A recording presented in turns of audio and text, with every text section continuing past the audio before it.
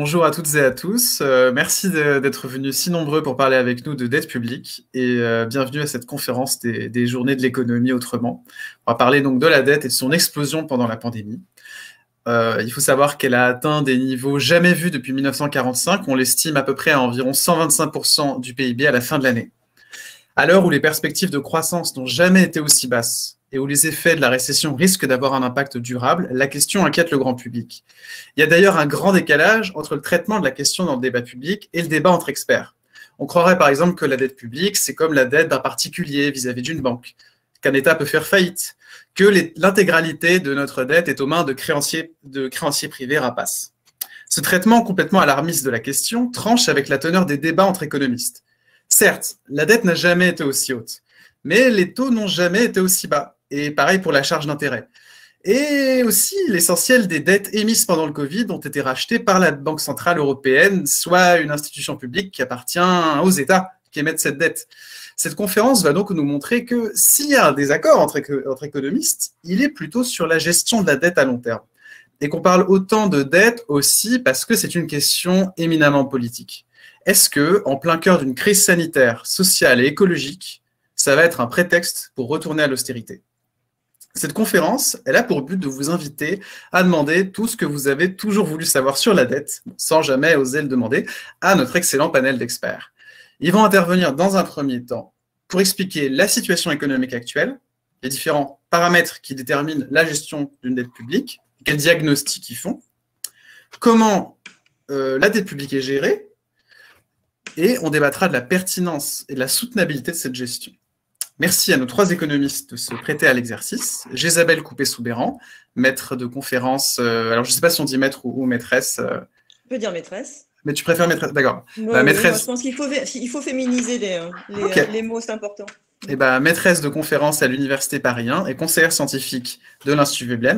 Oui, j'ai oublié de me présenter. Je suis Julien Allac, chargé de mission à l'Institut Veblen et je suis très fier d'avoir Jésabelle pour conseillère scientifique.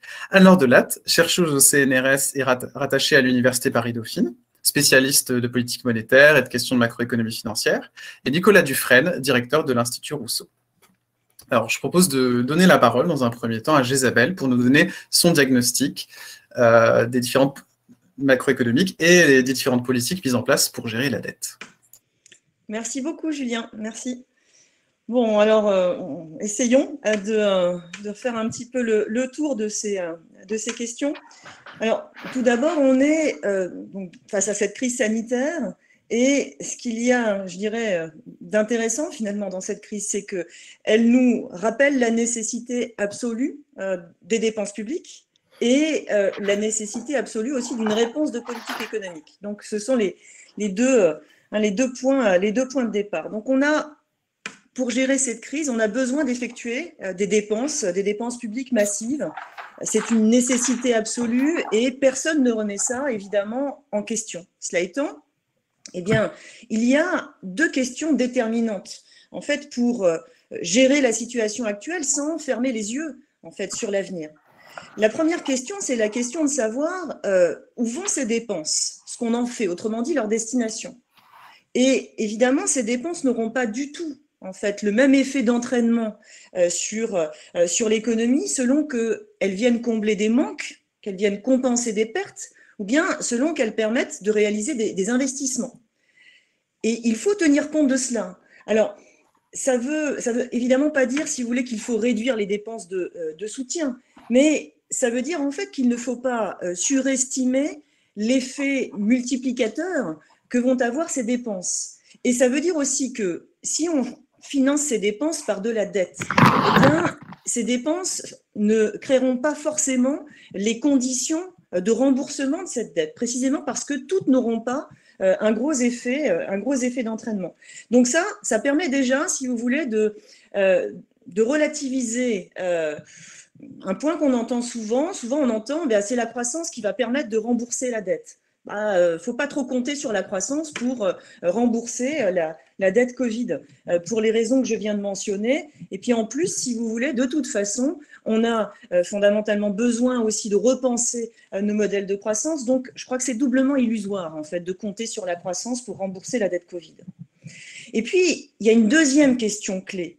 La deuxième question clé, c'est celle du choix du financement, en fait, de ces dépenses. D'accord ? La première question clé, c'était où vont ces dépenses ? Qu'est-ce qu'on en fait ? Leur destination. La deuxième question clé, c'est donc comment est-ce qu'on les finance, ces dépenses ? Ce que nous démontre cette crise, c'est que la dépense publique, c'est avant tout une décision politique. D'accord ? Et vous voyez que ce qu'on disait en fait hier impossible est considéré aujourd'hui comme indispensable. D'accord ? Ces dépenses publiques, hier, on les considérait comme étant impossibles. Eh bien, aujourd'hui, elles sont indispensables. Et ce que ça nous dit économiquement, c'est que la décision de dépenser, elle vient en premier, et puis ensuite, eh bien, on fait le choix du financement. Alors, cela étant, ça ne veut pas dire que le mode de financement est neutre. D'accord ? Ça veut dire que ce choix du financement importe et qu'il a des conséquences pour l'avenir. Quel est aujourd'hui le choix de financement de ces dépenses ? Eh bien, le choix, c'est la dette. D'accord ? On a choisi la dette. Et alors, ce qu'il y a quand même d'assez extraordinaire, si vous voulez, dans la situation actuelle, c'est que les mêmes qui, hier, diabolisaient la dette publique, vous disent aujourd'hui, circulez, il n'y a rien à voir, de toute façon, on n'a pas le choix, il faut financer ça par la dette, donc allons-y. À mon avis, ils se trompaient hier et ils se trompent encore aujourd'hui. Et alors, on peut avoir l'impression, si vous voulez, en premier abord, que c'est un discours contradictoire, d'accord ? Le fait d'avoir diabolisé la dette hier et puis de considérer qu'aujourd'hui, ce n'est pas un problème. En fait, non, ce n'est pas contradictoire. Il y a au contraire une grande cohérence, en fait, dans ce discours, parce que il traduit, je dirais, un attachement quasi religieux des conservateurs du monde actuel à la dette en tant qu'instrument de pression politique. Et je pense que Nicolas y reviendra et sera d'accord avec ce point. La dette, un attachement à la dette comme instrument de pression politique, comme instrument en fait d'extension du domaine privé et d'attrition du domaine public. D'accord ? C'est ça en fait fondamentalement la dette. Et la preuve en fait, c'est que souvent, si vous voulez, le discours de ces conservateurs se termine par la dette, ça se rembourse. Et elle est là la pression ultime en fait. La pression ultime, elle est évidemment dans ce qu'on doit. Vous me devez, donc vous êtes obligé, vous faites ce que je vous dis de faire parce que vous me devez. C'est ça fondamentalement la dette. Et c'est pour ça aussi qu'il faut veiller en fait à un endettement qui n'étrangle pas. Or, cette dette Covid, eh bien, elle risque d'étrangler les États. Et pourquoi ? Eh bien, précisément parce que en fait, les États de la zone euro en l'occurrence, sont entrés dans la crise sanitaire avec des finances publiques dégradées par la gestion de la crise financière de 2007-2008. Et comprenez-moi bien, je ne suis pas en train de dire que la dette en soi est un problème. Hein, j'attire l'attention en fait plutôt sur la dynamique de la dette, sur l'accumulation de dettes. Quand on contracte 200 milliards d'euros de dettes supplémentaires, eh bien, ça n'a évidemment pas le même effet selon que ça vient s'ajouter à un encours qui était en hausse, selon que ça vient s'ajouter à un encours stable ou selon que ça vient s'ajouter à un encours qui était en baisse. D'accord ? Donc, il faut considérer, si vous voulez, absolument cette dynamique de la dette. Alors, ce qu'on entend beaucoup, et puis Julien, tu l'as rappelé dans l'introduction, ce qu'on entend beaucoup, c'est que le contexte actuel est un contexte de taux d'intérêt extrêmement bas qui vont le rester et que dans ce contexte-là, la dette, l'endettement, ce n'est pas un problème. Mais posons-nous la question, à quelles conditions les taux vont-ils rester bas ? Et en particulier, à quelles conditions les taux des dettes souveraines resteront-ils bas ?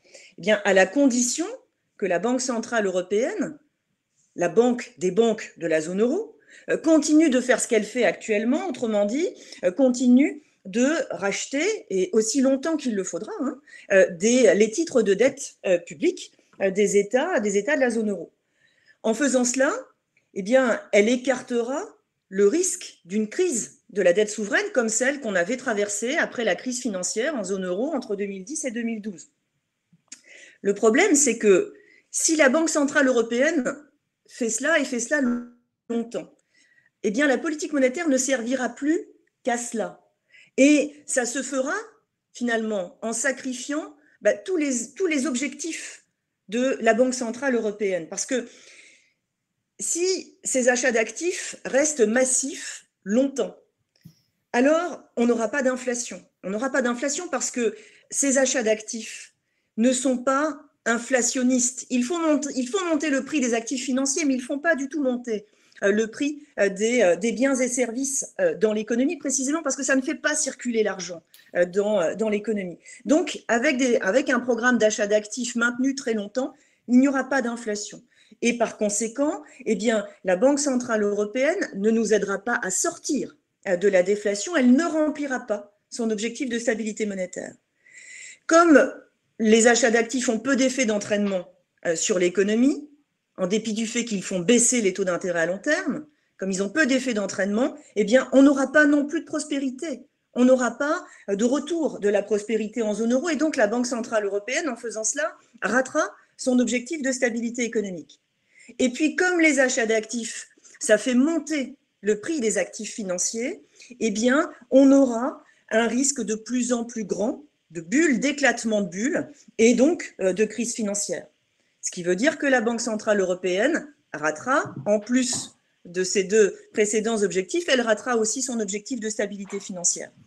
Et je crois que ceux qui aujourd'hui ont peur des propositions alternatives, telles que l'annulation de dettes, dont Nicolas va nous parler, telles que la monétisation des dépenses publiques, feraient bien de se soucier des conséquences de ce programme d'achat d'actifs maintenu aussi longtemps qu'il le faudra.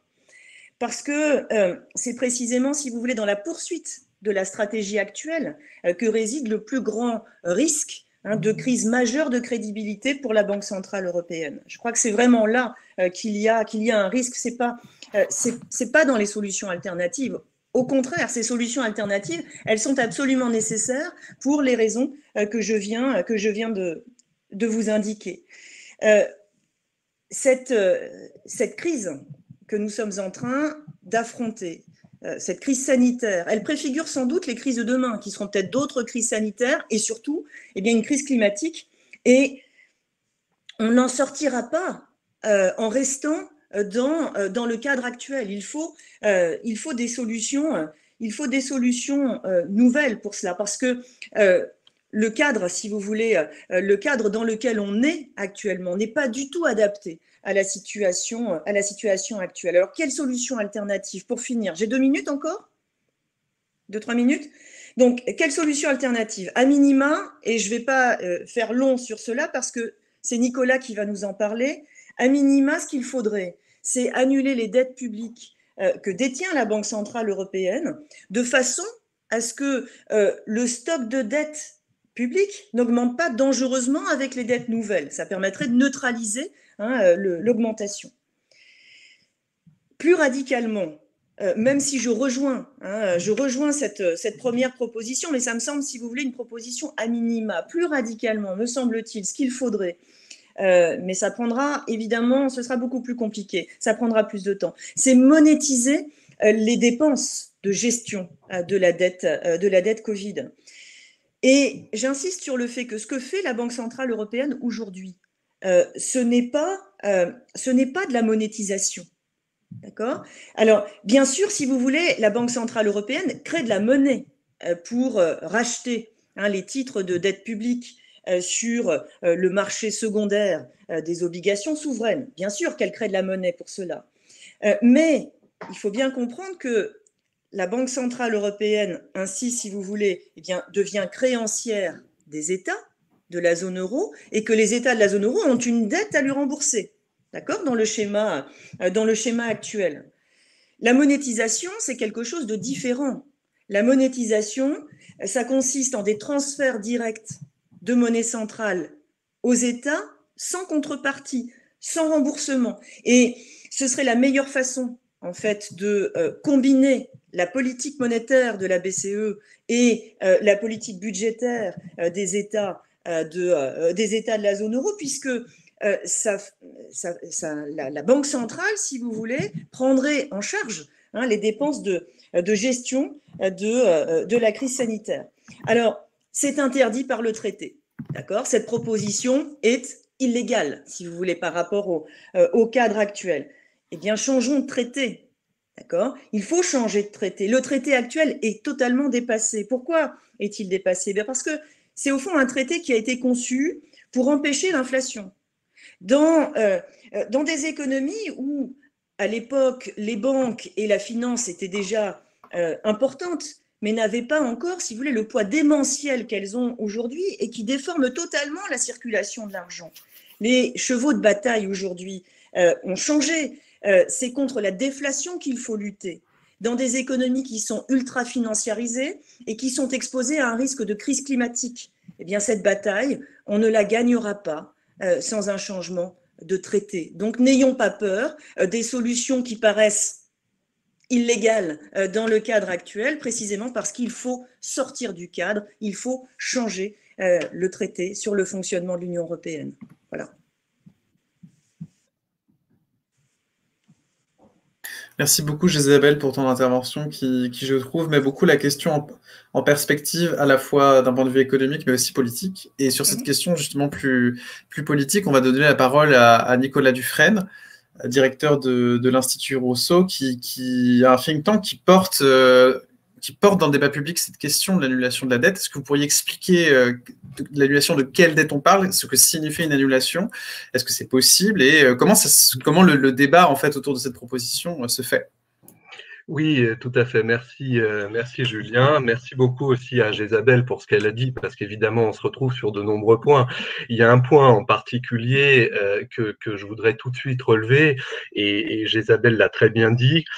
On reproche parfois aux solutions alternatives qu'on propose de risquer une crise de confiance. Mais en fait, une crise de confiance dans la monnaie ou des solutions qui n'ont jamais été expérimentées.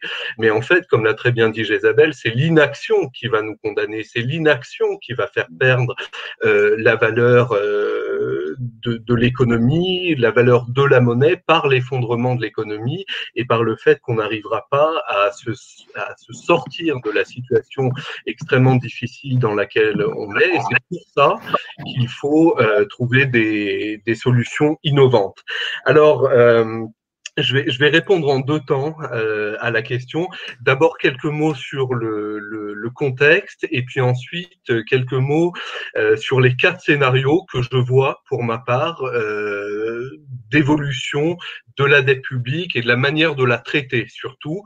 Et bien sûr, dans ces 4 scénarios visant à traiter la dette publique, je vais m'attarder sur la question de l'annulation qu'on porte en effet fortement avec l'Institut Rousseau, mais pas que.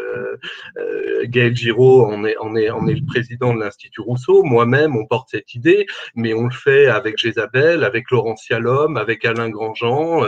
C'est aussi une idée qu'on avait mis en avant dans le livre qu'on a récemment écrit avec Alain Grandjean qui s'appelle Une monnaie écologique, qui est paru en février dernier pour réformer la politique monétaire. Et ce livre proposait des solutions avant la crise sanitaire qui me semble aujourd'hui encore plus importante de mettre en avant après la crise sanitaire. Alors sur le contexte, je voudrais dire que depuis le mois de mars de cette année où on a eu la crise sanitaire, depuis le mois de mars, la Banque centrale européenne a créé pas loin de 1800 milliards d'euros et c'est un chiffre en progression constante. Les États ont levé beaucoup de dettes publiques. Pour la France, par exemple, le déficit de l'État est passé de 70 milliards d'euros l'an dernier à 248 milliards d'euros cette année, en 2020, pour lutter contre la crise, en grande partie, et très peu pour investir, hein, ça mérite d'être souligné. En fait, c'est surtout des dépenses de stabilisation et très peu des dépenses d'investissement. Donc, on a fait finalement ce que beaucoup d'entre nous recommandons depuis des années, c'est-à-dire investir massivement et augmenter la dette pour sauver l'économie. Et tout ce que la théorie néoclassique, tout ce que la théorie monétariste nous avait dit à ce sujet, à savoir que ça allait faire augmenter les taux d'intérêt, à savoir qu'il y aurait de l'inflation, à savoir qu'il y aurait une perte de confiance dans la monnaie et une pénurie de prêteurs, tout ça s'est révélé complètement faux et c'est l'inverse qu'on constate. L'inflation n'a jamais été aussi faible, les taux d'intérêt n'ont jamais été aussi faibles et à chaque fois qu'un État émet de la dette publique, publique, en particulier un État comme la France sur les marchés, il y a 4 fois ou 5 fois plus de demandeurs que d'offres de la part de l'État. Donc tout ce qu'a dit la théorie monétariste, la théorie classique sur la monnaie s'est écroulée et vraiment dans ce domaine monétaire, c'est un champ de ruines et il est temps de mener un effort. Alors nous, à l'Institut Rousseau, on porte l'idée d'une reconstruction écologique, mais reconstruction pourquoi? Parce qu'il faut à la fois que ça soit une reconstruction matérielle et de nos modes de production et de consommation, mais aussi parce que la reconstruction, c'est un objectif intellectuel, j'allais dire. La reconstruction, ça passe par la déconstruction de toutes les théories économiques qui nous ont conduits finalement dans cette situation et qui s'avèrent aujourd'hui fausses, tout simplement fausses parce qu'elles n'expliquent pas la réalité.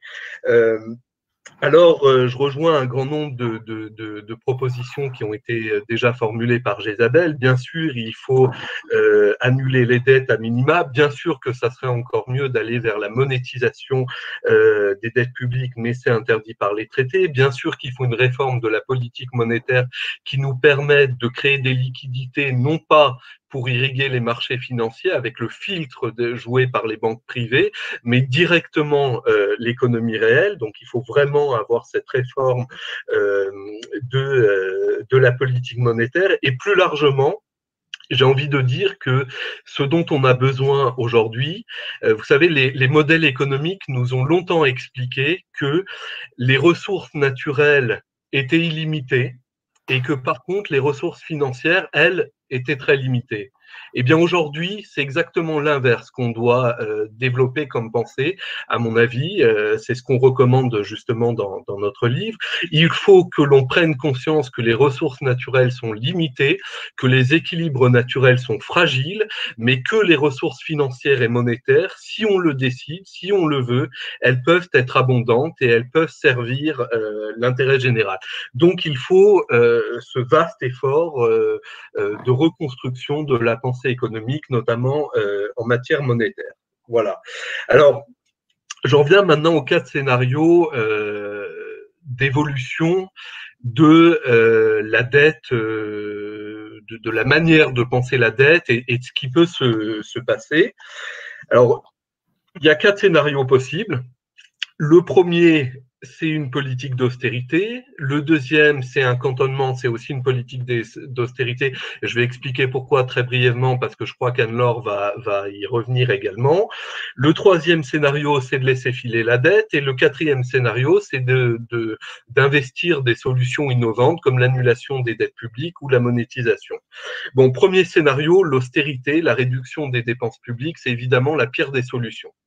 C'est pas comme ça qu'on pourra rembourser la dette. Je crois qu'aujourd'hui, tout le monde l'admet à peu près. C'est l'erreur qu'on avait fait suite à la crise de 2008 en Europe, parce que les Américains, pour le coup, et d'autres pays avaient été moins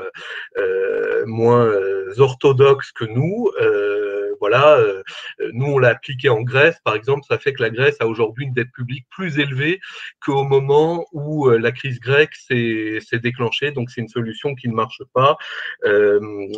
C'est clair pour tout le monde aujourd'hui, je pense, donc je m'y attarde pas. La deuxième solution, c'est un peu inquiétant, c'est le cantonnement de la dette publique. C'est la solution qui semblerait aujourd'hui avoir les faveurs du gouvernement. Ça veut dire quoi? Ça veut dire qu'on crée une caisse particulière, on crée un organisme financier particulier, on lui transfère les dettes publiques, une partie des dettes publiques, par exemple, issues de la crise, pas loin de 500 milliards d'euros à ce jour, parce que ça va augmenter, et on lui dit, on charge cet organisme financier de rembourser cette dette et de le faire grâce à des ressources qu'on lui fournit, notamment des impôts. C'est ce qu'on a fait avec la caisse d'amortissement de la dette sociale pour la CADES, avec la CRDS, la contribution au remboursement de la dette sociale que l'on paye tous et qu'on continue de payer aujourd'hui, qui devait être un impôt temporaire et qui est devenu un impôt finalement permanent. Et donc, c'est une très mauvaise idée parce que, comme je l'ai dit, il faudrait trouver 500 milliards d'euros, cantonner 500 milliards d'euros, ce qui représente 7 fois le revenu, le produit de l'impôt sur le revenu annuel. L'impôt sur le revenu, c'est à peu près 70 milliards d'euros. Donc, ça représente plus de 7 fois, 7 années d'intégralité de l'impôt sur le revenu. C'est juste absurde. On coulerait l'économie, on aurait des révoltes fiscales. Il ne faut pas faire cette solution du cantonnement de la dette que promeut le gouvernement. C'est pour moi une des pires solutions qui existerait. Il y aurait une autre solution qui serait de dire, c'est le troisième scénario, laissons filer la dette. Après tout, c'est pas grave. On emprunte aujourd'hui à taux négatif. Très bien, on s'en fiche. Donc, on peut laisser filer la dette. Pourquoi pas? Sauf que ça a plusieurs limites quand même. Déjà, il y a une limite institutionnelle. Il y a les traités européens qui nous interdisent, théoriquement, ils sont absurdes ces traités, mais pour l'instant, ils nous interdisent d'aller au-delà de 3% de déficit public et de 60% de dette publique. Donc, théoriquement, les États sont toujours poussés à faire de l'austérité. Donc, voilà, ça c'est une première limite. La deuxième limite, Isabelle en a dit un mot, c'est que si on veut que cette solution-là perdure dans le temps, il faut que la Banque centrale s'engage à ne jamais réduire son bilan et qu'elle s'engage à maintenir les taux d'intérêt le plus bas possible pendant le plus longtemps possible. Et ça, il n'y a personne, vu que la Banque centrale est indépendante, malheureusement on pourrait ajouter, il n'y a personne qui peut lui imposer. Et donc, par définition, c'est une solution qui a ses risques.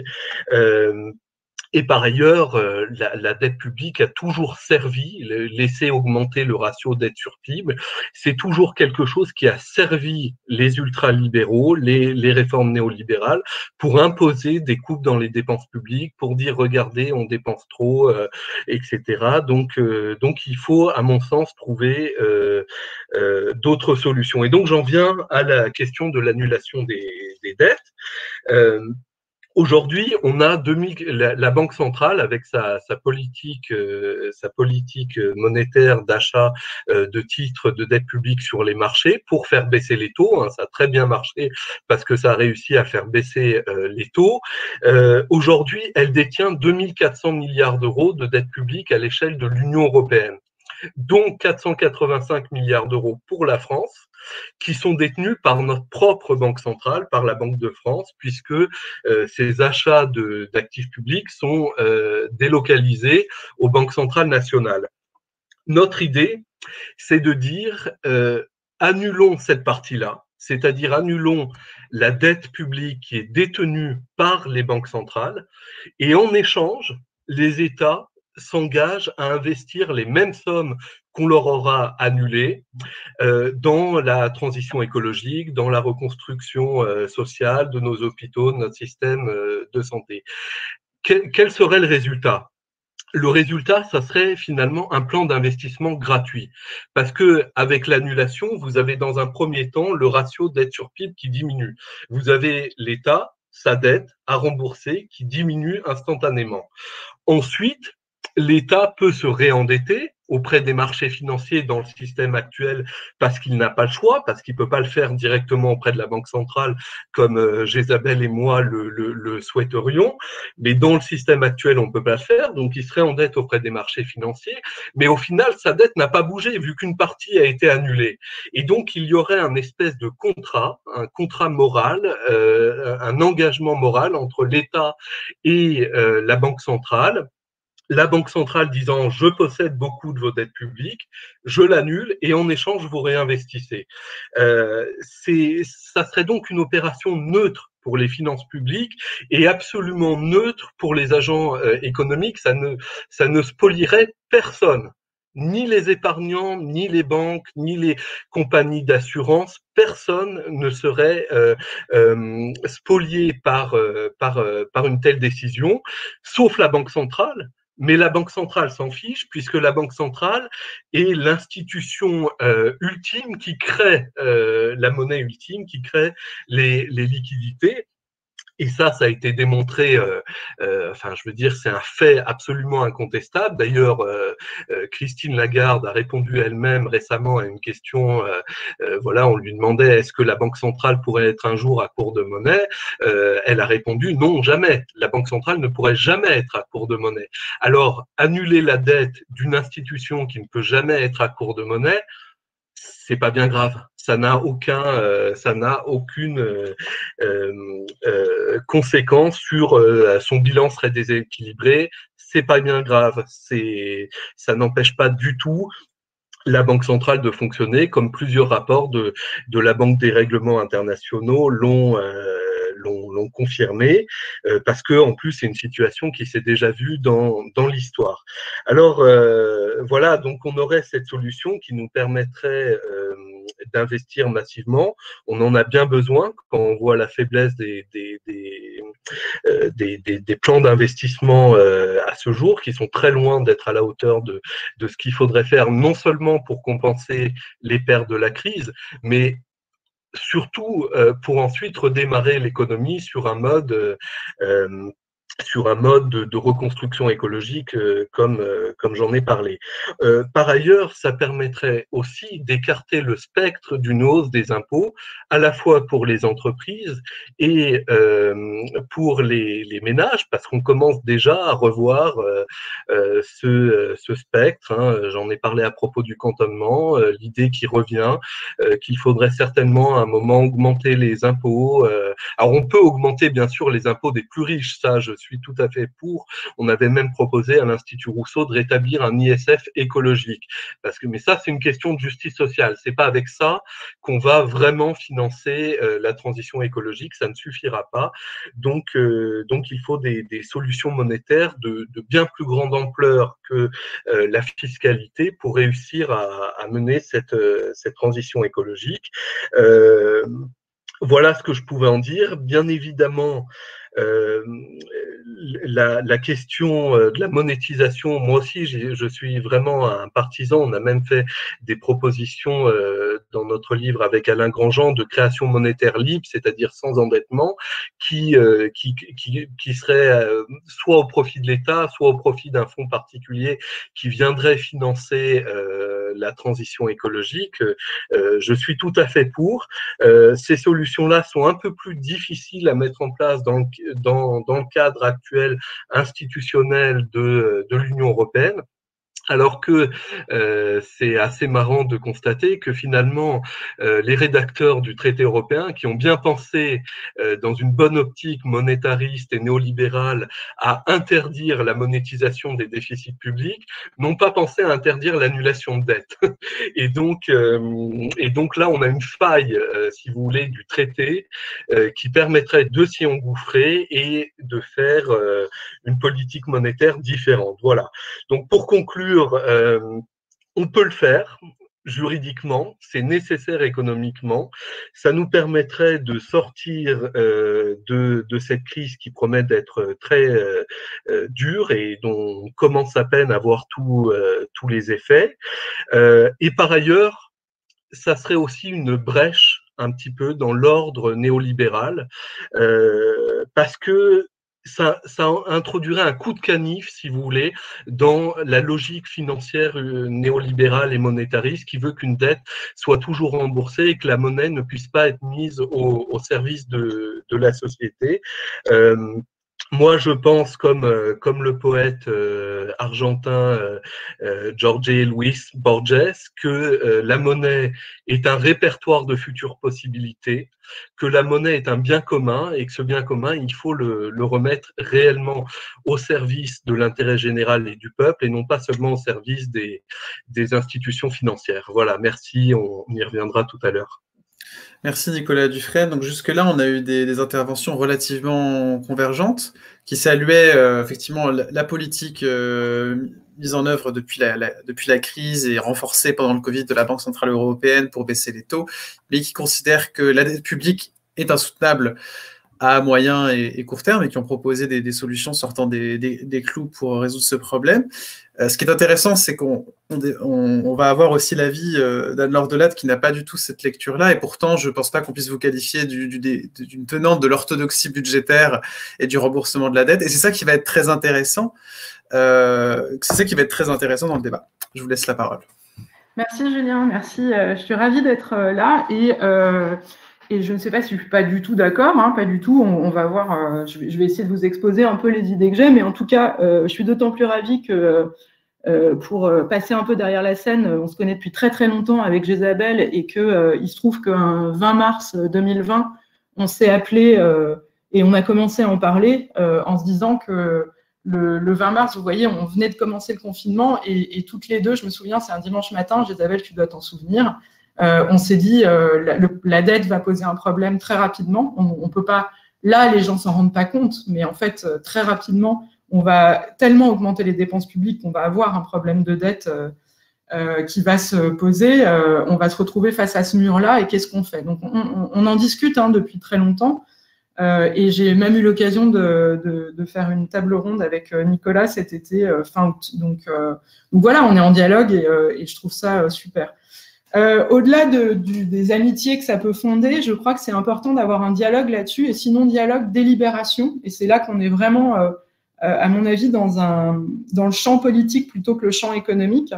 En démocratie, il me semble que face à un problème de cette ampleur, il est important qu'on ait toutes les options, que les options puissent être délibérées, discutées, qu'on comprenne les enjeux, les implications, pour ensuite qu'une décision soit prise et qu'elle soit légitime. Et là, vraiment, c'est important de se dire qu'on ne peut pas faire consensus, on ne peut pas tout le temps faire consensus, c'est éminemment politique, on a tous des avis différents, enfin en tout cas, pardon, il y a une multiplicité d'avis politiques dans une société, il faut les respecter, et je me méfie, moi, de quiconque me dit c'est la solution. Il n'y a qu'une solution, c'est celle-là. Et je crois que c'est important, surtout là, sur les dettes, qu'on ait bien tous en tête qu'il n'y a pas de critères scientifiques pour prendre cette décision. C'est-à-dire qu'il n'y aura jamais une solution absolument parfaite, enfin parfaite ou en tout cas optimale avec des critères scientifiques, et que c'est une décision politique et qu'il faut comprendre bien quelles sont les options qu'on a et quelles sont les implications de ces options. Voilà, c'est une introduction, mais qui me semble importante parce que, je vais y revenir, mais le gouvernement est en train de faire complètement l'impasse sur cette délibération. Et Nicolas vient de discuter de la solution du cantonnement. Le cantonnement, je vais y revenir, je vais vous expliquer un petit peu ce qui est en train de nous préparer le gouvernement, mais la loi organique sur le cantonnement, elle est prévue entre janvier et mars 2021, donc c'est-à-dire dans 1 mois et demi. En fait, on n'est pas en train de délibérer, hein, ça va être fait, ce cantonnement. Donc c'est important que, en tant que citoyen, on soit informé et qu'on ait les moyens de se mobiliser et de faire entendre notre voix. Même si aujourd'hui, ça a l'air d'être assez compliqué de faire entendre sa voix, mais voilà, on est là pour ça. Alors, avant de vous parler du cantonnement, moi, je voudrais juste faire un tout petit retour en arrière, parce que l'histoire économique, c'est toujours très important et c'est toujours très utile, je veux dire, pour comprendre un peu les enjeux. Et en fait, l'épisode qu'on est en train de vivre, on l'a déjà vécu. C'est absolument pas exceptionnel, dans le sens, c'est pas unique, c'est un épisode exceptionnel, pardon, mais pas unique. Et en fait, des États souverains qui se trouvent face à un mur de la dette, on l'a vécu très, très souvent. J'allais vous dire plusieurs dizaines de fois. Donc, il y a toute une littérature économique qui revient là-dessus, Aiken Green étant un de ceux qui a bien travaillé là-dessus. Et vous avez peut-être en tête des épisodes du type sortir de la Seconde Guerre mondiale, où, juste pour qu'on comprenne bien les montants à ce moment-là, les pays avancés, en moyenne, avaient une dette qui représentait 140% du PIB. Donc, en fait, plus que la France aujourd'hui. Et donc, on se retrouve... alors ça, c'est à la sortie de la Seconde Guerre mondiale, mais en fait, fin du 19e, on a l'Angleterre, la France aussi, qui sont dans un état, et les États-Unis, qui ont un niveau de dette publique très élevé. On a l'Argentine, Nicolas citait Borges, c'est quand même… moi, je trouve ça un peu dangereux de citer un Argentin quand on parle de monnaie, mais bon, ça, on pourra en parler après. Mais vous voyez bien que l'Argentine s'est retrouvée face à un mur de la dette qu'elle n'a pas pu rembourser. Et donc, qu'est-ce que nous enseignent ces épisodes historiques? C'est qu'en fait, il y a différentes options possibles et que ces options, finalement, elles vont être décidées et appliquées par un arbitrage politique. Et donc, parmi les options possibles, on n'est pas obligé d'avoir toujours de l'imagination pour inventer de nouvelles options, parce qu'en fait, il y en a pas mal et on peut tous en discuter. Parmi ce qui a été fait dans l'histoire, face à une dette qui représentait un stock qui représentait une proportion trop importante par rapport au flux de revenus, parce que c'est ça, en fait, l'enjeu qui se pose. Il y a des États qui ont décidé de faire courir l'inflation, parce que si vous arrivez à faire de l'inflation, alors le montant de la dette à rembourser est de plus en plus petit. Il y a des États qui ont décidé de restructurer leur dette. Donc, c'est ça qu'on appelle, en fait, l'annulation de la dette. C'est la solution extrême de la restructuration. La restructuration, c'est juste changer un peu les conditions du contrat. Là, dans l'annulation, vous changez les conditions du contrat de façon extrême, vous dites je te rembourse plus. Alors que restructurer, ça peut être aussi je te rembourse, mais dans plus longtemps, et je te rembourse 90% de ce que je te devais, ou alors je te rembourse si mon PIB va bien. Voilà, on change les conditions. On peut aussi, comme on l'a fait à la sortie de la Seconde Guerre mondiale, imposer le patrimoine et se dire, en fait, c'était acceptable à la fin de la Seconde Guerre mondiale parce que une partie de la société avait bénéficié des conditions de guerre et c'était absolument choquant moralement. Et donc, on a mis assez facilement un impôt sur le patrimoine qui a permis de rembourser ce stock de dette. On peut faire de la répression financière pour essayer de faire baisser au maximum les taux d'intérêt, parce que c'est ça, le point, c'est qu'à un moment, si vous avez un stock de dette trop important, si vos taux d'intérêt augmentent de façon importante, alors ça devient insoutenable. Donc, vous voyez, il y a vraiment un échantillon de solutions possibles, et c'est important qu'on en parle. Je note juste un point. Nicolas vient de nous parler de l'annulation de la dette auprès de la Banque centrale européenne. Autant on a plein d'exemples de restructuration de dette, voire d'annulation, mais encore une fois, restructuration et annulation, moi je le mets dans le même panier. On n'a jamais eu d'annulation ou de restructuration auprès d'une banque centrale. Ou alors, il faudra me le dire si ça a déjà existé, mais moi je ne l'ai pas trouvé dans les épisodes historiques et je pense qu'on pourra revenir peut-être dans les questions des raisons pour lesquelles on n'a pas ça. Voilà. Alors, maintenant, j'aimerais passer un petit peu de temps à expliquer un peu quels sont les enjeux, même si Isabelle l'a fait de façon extrêmement claire. Donc, je vais revenir vraiment de façon rapide, juste pour construire ensuite la solution du gouvernement. Alors, quel risque pose le montant actuel du stock de dette? Comme l'a dit Isabelle, le principal risque, c'est l'augmentation du taux d'emprunt qui rendrait la dette insoutenable. D'accord? Donc, aujourd'hui, on emprunte à un taux négatif jusqu'à une maturité de 10 ans, donc c'est absolument exceptionnel. Et donc, on peut se dire, finalement, si mon taux n'augmente pas, étant donné que même en empruntant à 30 ans, je suis sur des taux extrêmement bas, pour l'instant, j'emprunte gratuitement. Pourquoi j'emprunte gratuitement? Parce que s'il y a un truc qu'il faut vraiment essayer de comprendre et de combattre, c'est quand on vous dit une dette, ça se rembourse, et une dette, ça pèse sur les générations futures. Ça, c'est absolument pas vrai. Une dette, ça pose des problèmes de redistribution, mais absolument pas sur les générations futures. Pourquoi? L'État est le seul à pouvoir s'endetter de façon infinie sur un horizon infini, parce que l'État ne meurt pas. Et donc, en fait, je vais vous dire deux choses contradictoires. Je rembourse ma dette et je ne la rembourse pas. Pourquoi? Si je suis un État, je vais emprunter à Isabelle pour rembourser à Nicolas. Et donc, je vais rembourser Nicolas, donc je lui ai bien remboursé ma dette, mais je n'ai pas fait baisser le stock de la dette ou je n'ai pas remboursé le stock parce que j'ai emprunté à Jezabel pour rembourser à Nicolas. Et c'est ce qu'on appelle rouler la dette. L'État est le seul à pouvoir faire ça.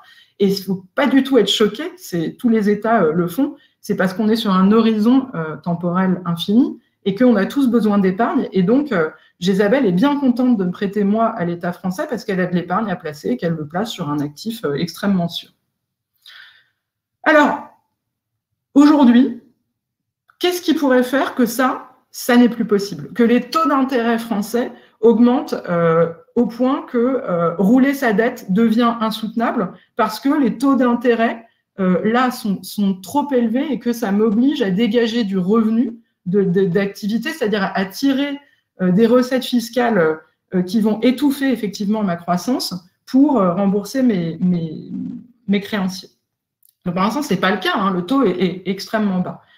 Moi, j'ai tendance à être plutôt optimiste et à me dire que le taux d'intérêt français, il est bas depuis l'introduction de l'euro, qu'il n'a jamais augmenté et qu'on n'est pas en Italie ni en Espagne, que ce qu'on appelle les spreads, c'est-à-dire la différence de taux entre la France et l'Allemagne, ils sont aplatis depuis l'introduction de la zone euro. Donc, encore un second élément à combattre, la France n'est pas en danger de mort, comme on entend sur BFM régulièrement, ou Fillon qui nous dit à l'époque « je suis à la tête d'un État en faillite ». Absolument pas.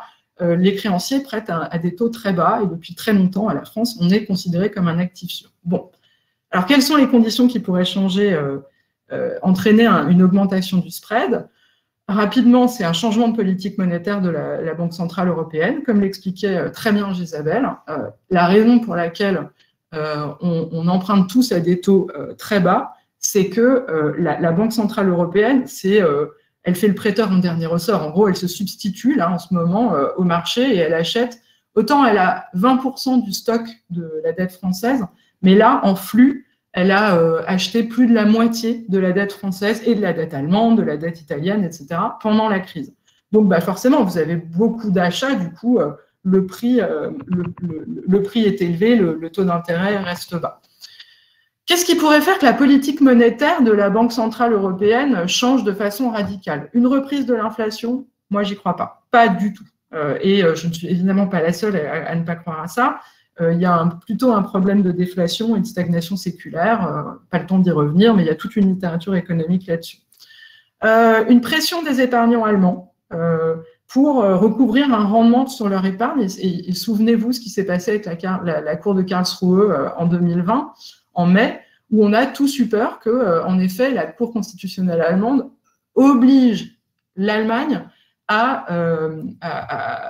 oblige la Banque centrale européenne à abandonner ses achats d'actifs. Et ça, c'est vrai que c'est un sujet.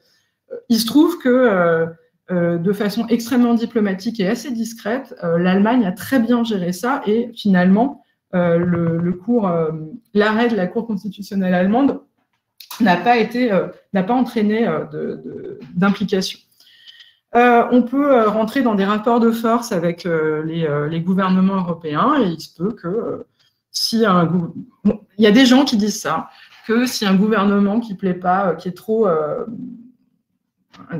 on va prendre l'exemple d'un gouvernement extrémiste qui prendrait la tête d'un gouvernement en Italie ou autre, et la Banque centrale européenne rentrerait en conflit en fait, avec ce gouvernement et n'aurait pas du tout envie de l'aider en achetant ses actifs.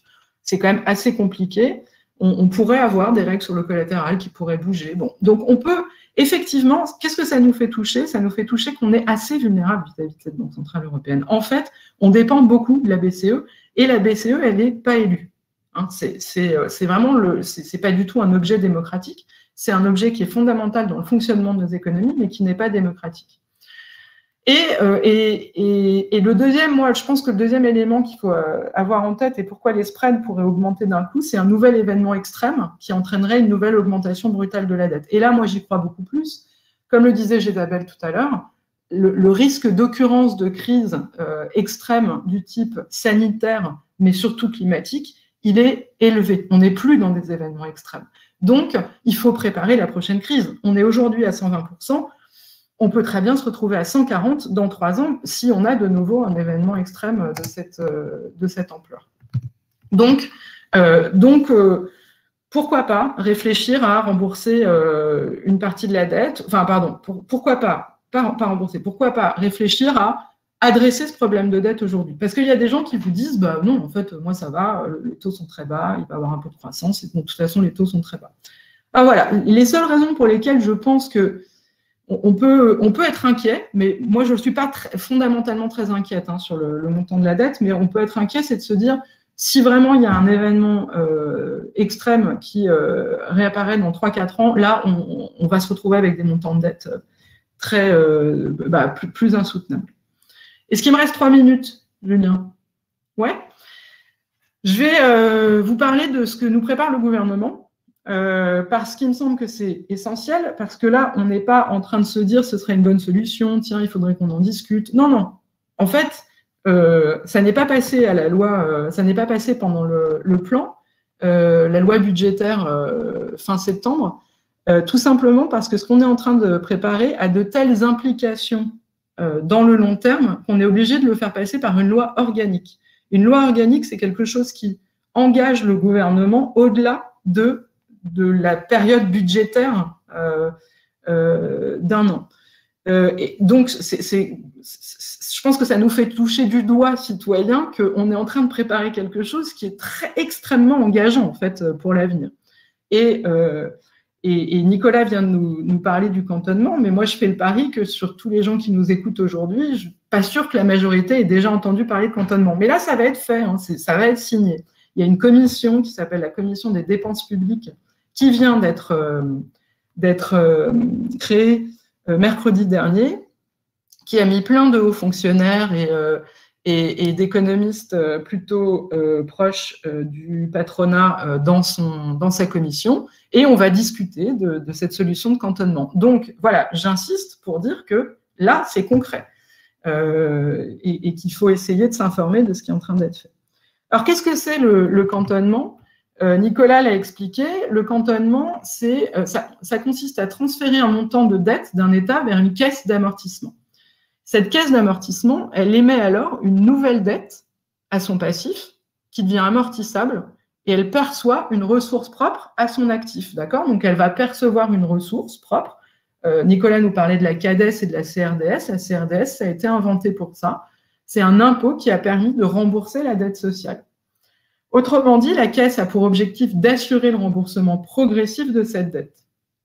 L'opération, c'est le premier point, change donc la nature de la dette publique, qui, comme je vous l'expliquais tout à l'heure, a la particularité de pouvoir être roulée indéfiniment.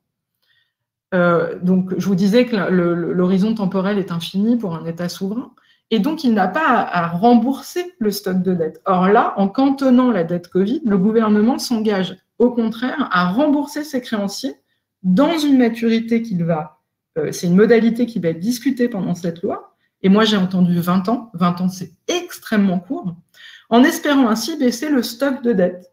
Dès lors, c'est un choix politique engageant qui pose plusieurs questions. La première question étant, est-ce qu'on se met d'accord sur 20 ans, sur 30 ans, sur 50 ans, sur 100 ans? Déjà, cette histoire de maturité, elle va vous mettre plus ou moins de pression sur les ressources à tirer.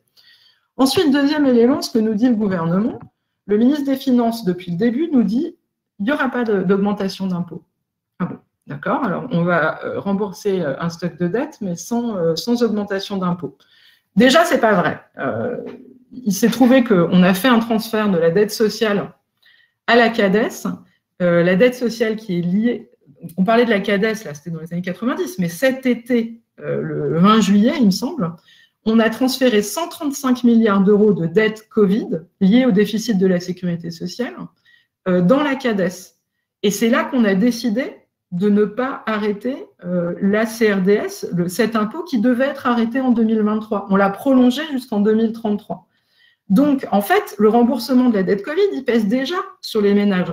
Alors, c'est hyper intelligent dans la communication politique, parce qu'on vous dit, ben non, on n'a pas créé d'impôt. Ben non, mais on devait l'annuler, et en fait, on ne l'a pas annulé, on le prolonge. Donc, moi, effectivement, on n'a pas créé d'impôt. En revanche, on peut tous se mettre d'accord sur le fait que le remboursement de la dette Covid, il pèse déjà sur les ménages via le prolongement de la CRDS. Alors, si le ministre des Finances me dit « je n'augmente pas les impôts », alors là, je me range tout à fait du côté de ce que nous disait Isabelle tout à l'heure, et ce que nous disent tous les politistes, par exemple Benjamin Lemoyne, qui s'intéresse à la dette publique, ou Michaël Zemmour, qui s'intéresse à la dette sociale. Ce qui montre bien dans leurs travaux, c'est que si vous vous engagez, si vous avez un gros stock de dette publique et que vous vous engagez à ne pas augmenter les impôts, ça veut dire qu'en fait, vous mettez la pression sur les dépenses. Et donc, c'est une façon, effectivement, très idéologique, c'est un choix politique de mettre la pression sur des dépenses, sur les dépenses publiques. Donc, en gros, quand on me dit « je vais rembourser une dette », je la mets à part, je rembourse cette dette et je n'augmente pas les impôts, là, il faut comprendre dans le cadre de la délibération quelle est l'implication. L'implication, elle est effectivement qu'on va mettre la pression sur les dépenses publiques à un moment où on n'en a jamais eu autant besoin, puisqu'on va devoir faire face à une série de défis qui ont été très bien décrits dans la première partie, écologiques, mais aussi migratoires, probablement sanitaires et pandémiques de nouveau, bon, etc. Donc, on est en train d'organiser un cantonnement qui va mettre la pression sur la dépense publique si on ne parle pas d'impôts. Donc, je vais finir là-dessus. Je prends 30 secondes pour vous dire que moi, je ne suis pas… En fait, je pense que le cantonnement, c'est une des solutions qui peut être envisagée, mais alors, à ce moment-là, c'est l'occasion d'un audit social. Qu'est-ce que ça veut dire? Ça veut dire il y a des inégalités qui sont le fruit de ce système économique qui a permis à des très riches et à des multinationales d'accumuler des bénéfices et du patrimoine depuis 40 ans. Il y a des individus, des secteurs qui ont extrêmement bénéficié et qui se sont enrichis en fait pendant la crise Covid. Et là, les chiffres de l'INSEE vous montrent qu'il y a une énorme hétérogénéité entre les firmes et la plupart des firmes a perdu, des entreprises ont perdu, mais il y a une petite partie des entreprises qui ont gagné. Et comme le disait Isabelle tout à l'heure, la politique monétaire, elle augmente le prix des actifs. Et je peux vous dire que si vous aviez un portefeuille risqué, donc là, il faut avoir beaucoup d'argent, mais si vous aviez un portefeuille risqué, votre portefeuille, vous êtes enrichi, votre patrimoine s'est élevé, a augmenté via l'augmentation du prix des titres au cours de la crise Covid. Tout ça pour vous dire que, très bien, alors, cantonnons de cette dette, mais créons un impôt, et créons un impôt juste, plusieurs impôts justes qui permettent de réduire ou de corriger les inégalités qui sont le fruit de ce système économique que Nicolas dénonçait tout à l'heure. Donc, en conclusion, il me semble, donné mon avis, mais ce n'est pas un avis scientifique. C'est-à-dire que là, je ne parle pas du haut de mon poste d'économiste. Là, je vous parle, j'ai regardé effectivement ce qui s'est passé dans l'histoire, ce qui s'est passé dans les solutions politiques qu'on a pu prendre. Mais quand je vous dis, moi, je pense qu'une solution qui serait intéressante, c'est de faire un impôt pour rembourser cette dette. Vous voyez bien que j'exprime une préférence politique. Et donc, je ne vous affirme pas que c'est la bonne solution. Je vous affirme que j'affirme que c'est une solution qui pourrait avoir des implications qui, moi, m'intéressent dans le contrat social actuel. Merci beaucoup, Isabelle, pour cette intervention qui répond très bien à la question face au mur de la dette. Là, c'est Anne-Laure, hein. C'est Anne-Laure qui a parlé. C'est Anne-Laure. Ah, désolé. Non, mais on a bien compris. On a bien compris, Julien. Donc, va-t-on vers l'austérité? La réponse est très, très franche. Enfin, vu les réponses que le gouvernement a déployées pour gérer cette dette, et aussi, merci pour toucher à cette question de la fiscalité, plus précisément de la progressivité de la fiscalité, au-delà de la seule question du taux de prélèvement obligatoire, qui souvent monopolise le débat public, de manière peut-être un petit peu contre-productive. Je propose de prendre, il nous reste un quart d'heure, donc je propose de prendre très rapidement un petit peu plus de 5 minutes pour un temps de débat et de réaction, et ensuite répondre aux questions du public. Peut-être Isabelle. Tu nous invites à réagir, c'est ça? Je veux bien réagir au cantonnement. Comme disait Anne-Laure, il n'y a pas il y a sans doute pas une seule solution, d'accord? Il faut examiner les différentes solutions. Cela étant, je crois que Nicolas tout à l'heure a attiré l'attention sur le problème que peut poser le cantonnement, c'est que si on cantonne la dette Covid, il va falloir ensuite trouver une ressource propre pour la caisse dans laquelle on va cantonner cette dette. Et alors, certes, on peut voir cette création de ressources propres comme l'occasion ensuite d'avoir un débat sur la fiscalité. Et c'est un peu comme ça, je crois, que Anne-Laure voit les choses. Donc, ça permettrait d'ouvrir le débat fiscal. Mais il me semble, si vous voulez, qu'il y a quand même un sacré risque, en fait, à s'engager un peu naïvement dans cette solution-là, parce que c'est pas un petit impôt. Hein. Quand Anne-Laure nous dit profitons-en pour créer un impôt juste, un impôt plus juste, si on va vers la solution du cantonnement, c'est pas un petit impôt qu'il va falloir créer quand même, hein, si on cantonne la dette Covid. C'est la raison pour laquelle l'annulation des dettes détenues par la Banque centrale européenne, ça semble être une solution quand même moins douloureuse. Parce que dans le cas de l'annulation de dettes, c'est la Banque centrale européenne qui prend la perte. C'est la Banque centrale européenne qui assume le coût de l'opération. Bien sûr que ce n'est pas une opération sans coût. Bien sûr que ça coûte à quelqu'un. Mais en l'occurrence, ça coûte pas aux contribuables, ça coûte à la Banque centrale. Et la Banque centrale est l'institution la mieux placée, en fait, pour absorber cette perte que représenterait l'annulation de dette. Quand on fait cette proposition, il faut que ce soit clair pour tout le monde, on n'est pas en train de dire qu'il faut annuler des dettes que détiennent des créanciers privés. D'accord ? Ça aurait un effet déstabilisant, sans doute incontrôlable. Donc, il s'agit bien d'annuler les dettes souveraines que la Banque centrale européenne détient. Pourquoi est-ce qu'une banque centrale peut le faire ? Parce qu'une banque centrale a un pouvoir extraordinaire de politique monétaire, de création monétaire, pardon, d'accord ? Un pouvoir extraordinaire de création monétaire qui va bien au-delà, en fait, de celui des banques commerciales.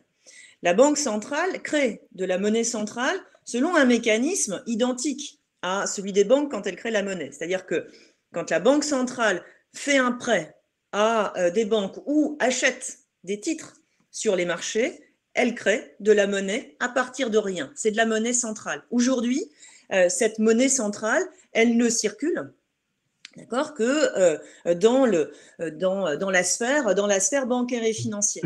Bon, eh bien, on a, si vous voulez, d'un côté, en fait, une proposition d'annulation de dette où la Banque centrale pourrait, sans dommage pour elle, annuler ses dettes à son actif, précisément parce qu'en fait, la Banque centrale n'a de dette vis-à-vis de qui ?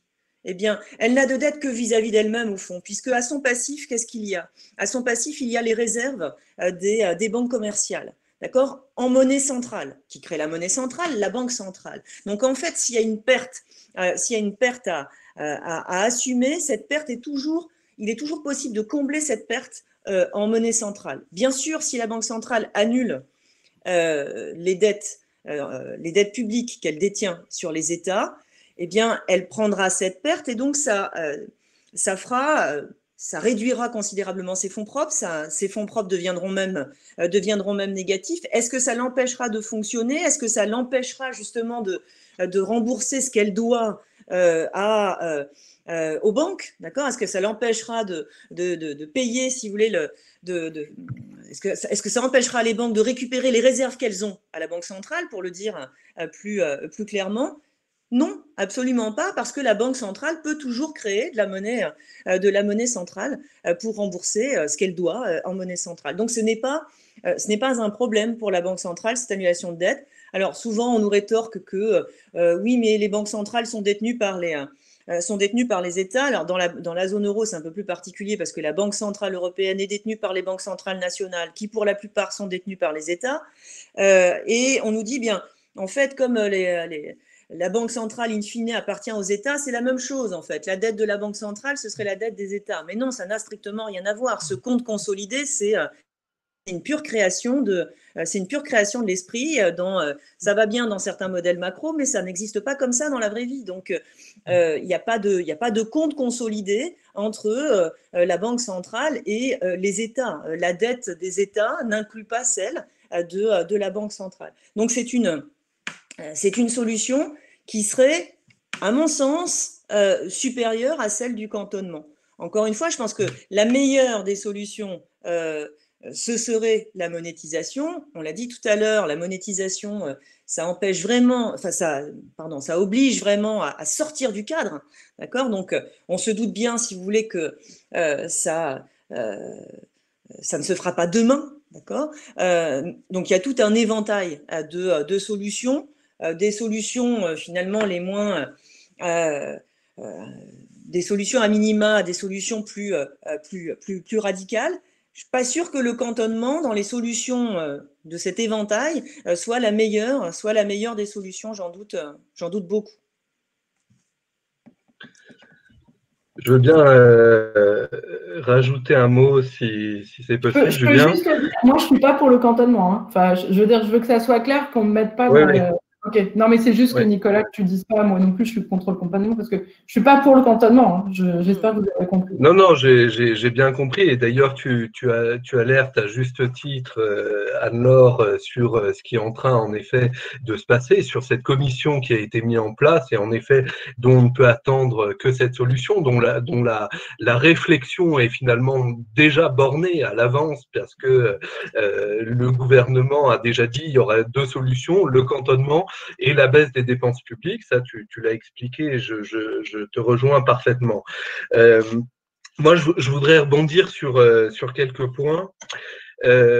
Alors, premièrement, la solution de l'annulation des dettes, c'est une solution pertinente, mais c'est pas la seule. Et on n'a jamais prétendu, ni Jézabel ni moi, que c'était la seule solution. Bien sûr, il faut étudier à côté de ça la question de la monétisation, la taxe sur les transactions financières, du protectionnisme solidaire aux frontières de l'Europe, une meilleure utilisation du budget, une meilleure utilisation des banques publiques d'investissement, c'est ce dont on parle aussi dans le livre. Bref, il y a une batterie de solutions, mais là, le débat était sur la dette, donc on met celle-ci particulièrement en avant.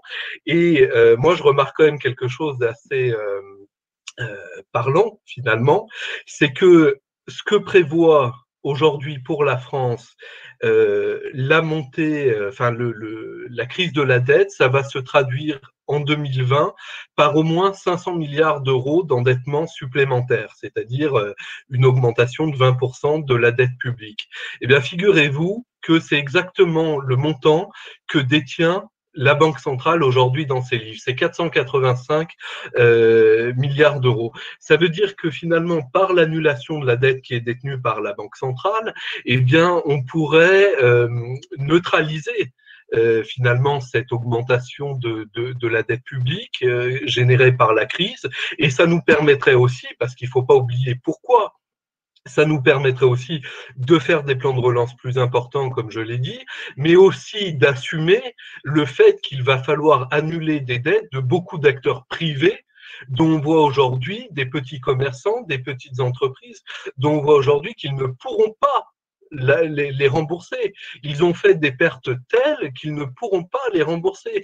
Les fameux prêts garantis par l'État, 120 milliards d'euros à ce jour, il y en a une grande partie qui va passer par pertes et profits.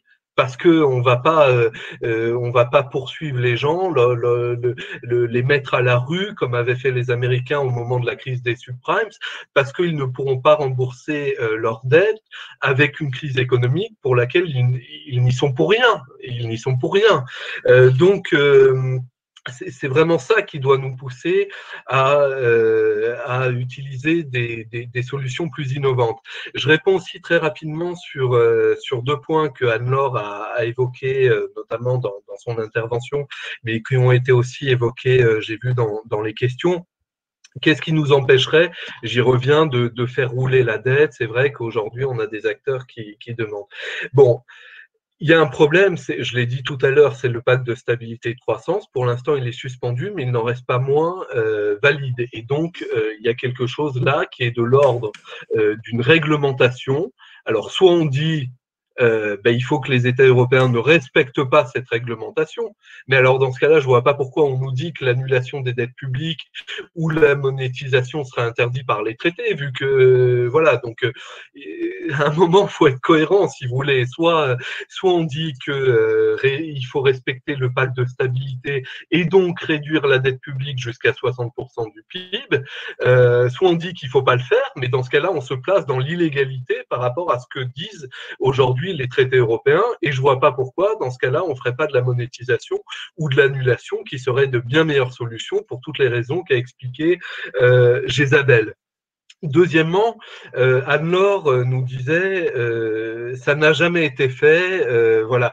Anne-Laure, on pourra en reparler, mais en fait, si, ça a déjà été fait. Ça a déjà été fait de manière parfois directe et souvent de manière beaucoup plus indirecte. Par exemple, on va sortir à l'Institut Rousseau au mois de décembre une note très intéressante sur le système financier chinois et sur la manière dont la Banque centrale chinoise a surmonté la crise asiatique de 98, et elle a fait exactement ça.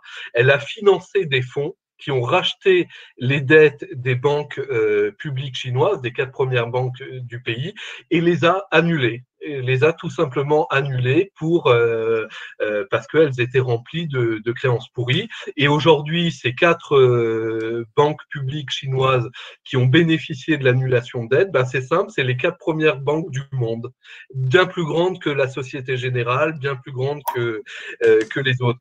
Et les Américains sont aussi en train de le faire. Pour pas qu'on me dise que je suis un affreux, je sais pas, partisan du Parti communiste chinois, les Américains sont en train de faire exactement la même chose. La Fed a financé et finance aujourd'hui des fonds particuliers, et ces fonds viennent racheter la dette de l'État, mais surtout des collectivités territoriales américaines, des États fédérés, des comtés, et quand ces comtés n'arrivent pas à rembourser, annulent la dette avec le soutien des fonds de la réserve fédérale. Donc c'est une méthode indirecte, mais ça se fait. Ça se fait et de plus en plus de gens appellent à le faire. Par exemple, Hubert Rodari, qui est le président de l'Association française des investisseurs institutionnels, il a bien compris tout l'intérêt qu'il y aurait dans cette solution. Il a écrit aussi sur ce thème et son constat, c'est de dire finalement, si on annule la dette détenue par la Banque centrale, mais qu'en échange, les États doivent se réendetter pour investir et pour relancer l'économie, et auprès de qui ils vont se réendetter, vu qu'on ne peut pas se réendetter auprès de la Banque centrale? Eh bien, ils vont se réendetter auprès des investisseurs financiers. Donc, même pour eux, ça serait une bonne opération. Ça serait surtout une bonne opération parce que ça servirait l'intérêt général avant tout. C'est bien sûr ça qu'il faut avoir en tête. Mais même pour le secteur privé, ça pourrait être au passage une bonne opération. Donc, c'est pour ça que de plus en plus de gens le comprennent et je ne doute pas que progressivement, on va y arriver. Voilà. Julien, je peux juste vraiment, ce que vient d'expliquer Nicolas, en Chine, il me semble qu'il y a quand même une grosse confusion parce qu'à ce moment-là, je peux t'en sortir 50 des épisodes comme ça. Au Japon, ça s'est fait aussi dans les années 80 et ça s'appelle de la recapitalisation de banques privées par la Banque centrale européenne, par la Banque centrale. Donc, il me semble qu'il ne faut pas confondre tous les épisodes. Il n'y a pas de différence, c'est exactement ça. Non, mais voilà. Non, si, il y en a une. Mais je pense que ce n'est pas le moment d'en discuter. Mais ça m'ennuie de te laisser dire que c'est la même chose. Voilà, je pense que ça n'est pas du tout la même chose. Exactement. Ça revient exactement au même. D'accord, très bien. Ok, à ce moment-là, on n'est pas d'accord. On est d'accord qu'on n'est pas d'accord. Bon, merci beaucoup pour ces réactions. Très, très rapidement, je vais prendre, avec le temps qui reste, quelques questions. Il y a beaucoup de questions, en fait, qui tournent autour d'aller au bout de la logique que proposent Jézabel et Nicolas Dufresne. Si on monétise les dépenses publiques ou si on annule la dette, on va jusqu'où? Et il y a énormément de questions comme ça. Qu'est-ce qui pousserait les États à emprunter en fait auprès de créanciers privés? Comment on fixe institutionnellement le montant de dette annulée, le montant de dépenses publiques monétisées? Oui, c'est un point clé. C'est un point clé. Il est clair que ce n'est pas, bien entendu, aux États tout seuls de décider de la part des dépenses à monétiser. Ce n'est pas non plus d'ailleurs à la Banque centrale européenne d'en décider. En fait, ça impliquerait vraiment de créer, je dirais, une structure institutionnelle adaptée permettant de rassembler la Banque centrale, les États, la Commission européenne, bien sûr, peut-être aussi des représentants de la société civile, des parlementaires, pour fixer collectivement les dépenses dont on estime qu'elles sont suffisamment importantes, indispensables collectivement pour qu'elles puissent faire l'objet de cette monétisation. Et je pense que la logique, en fait, pourrait être exactement la même en ce qui concerne le financement des dépenses d'investissement dans la transition écologique. On pourrait faire exactement la même chose, c'est-à-dire définir collectivement une part de ces dépenses prises en charge par la Banque centrale européenne, sans contrepartie, sans remboursement. Et bien sûr qu'il ne s'agit pas de le faire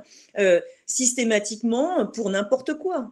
Il s'agit de déterminer cela collectivement, de la manière la plus démocratique possible, pour pouvoir financer ces dépenses qui sont absolument indispensables à la collectivité. Il me semble que les dépenses dont on a besoin pour gérer la crise sanitaire, eh bien, ça en fait partie, et les dépenses que l'on aura besoin de réaliser pour éviter une crise climatique, ça en fait partie aussi. Donc, on pourrait appliquer cette logique-là. Juste rebondir. Oui, Nicolas. Oui, non, pour pas qu'il y ait un malentendu entre Anne-Laure et moi, parce qu'en fait, je pense qu'on doit dire à peu près la même chose. Enfin, je l'espère. C'est-à-dire que quand vous avez des banques privées qui font faillite, ou qui sont sur le point de faire faillite, vous avez des opérations de recapitalisation. Le plus souvent, c'est les États qui injectent. C'est ce qui s'est passé en Europe en 2008. Donc, c'est les États qui viennent au secours des banques, ils nationalisent ces banques, ils investissent de l'argent dans ces banques pour éponger leurs pertes. Mais ça, quand c'est les États qui le font, et c'est le cas la plupart du temps, ça pèse sur les contribuables parce que c'est bien de la dette publique classique. Quand c'est une banque centrale qui le fait, c'est-à-dire quand c'est une banque centrale, comme ça s'est fait en Chine ou aux États-Unis, qui vient directement capitaliser des fonds pour éponger des pertes, eh bien, elle le fait grâce à sa création monétaire. Donc, c'est bien qu'elle utilise son pouvoir de création monétaire pour indirectement, à travers un fonds, éponger des pertes. Ce qui revient finalement à peu près à la même chose qu'une annulation de dette, même si c'est indirect. Ben voilà, je ne sais pas si on est d'accord avec ça, Anne-Laure, mais voilà. Non, mais je vais choisir de pas. Non, on n'est pas d'accord parce qu'en fait, je pense que tu fais une confusion entre. Alors, je vais le dire en une phrase. À ce moment-là, quand la Banque centrale européenne va racheter de la dette publique française ou allemande ou espagnole, c'est la même chose. Et on n'a pas parlé d'annulation. Mais attendez, excusez-moi. Est-ce qu'on peut. Je voudrais, parce que là, on n'est pas dans un débat, enfin, il me semble qu'on n'est pas dans un séminaire académique où on va discuter des enjeux techniques et l'audience ne sera pas complètement à même de juger qui a raison et qui a tort. Et finalement, on va, à mon avis, on va argumenter sur des choses qui sont extrêmement techniques et qui ne font pas, justement, qui ne sont pas de l'ordre de l'audience d'aujourd'hui, parce que on veut être, il me semble, je crois que l'objectif, c'est pas de se dire c'est possible, c'est pas possible, et d'utiliser des arguments que même nous, on a du mal à comprendre, parce que je crois que c'est important quand même. En fait, c'est assez compliqué, la politique monétaire et toutes les implications monétaires, donc voilà. Alors, je voudrais juste, moi, répondre. Enfin, pour moi, l'argument, on a plusieurs options face à nous, et il y a des implications dans ce que vous proposez qui, à mon avis, sont importantes, et elles vont au-delà de est-ce que la Chine et le Japon, c'est vraiment de l'annulation ou pas. Moi, je voudrais dire deux choses. La première, c'est une des implications, c'est que Si ça marche une fois, ça ne marchera pas deux fois.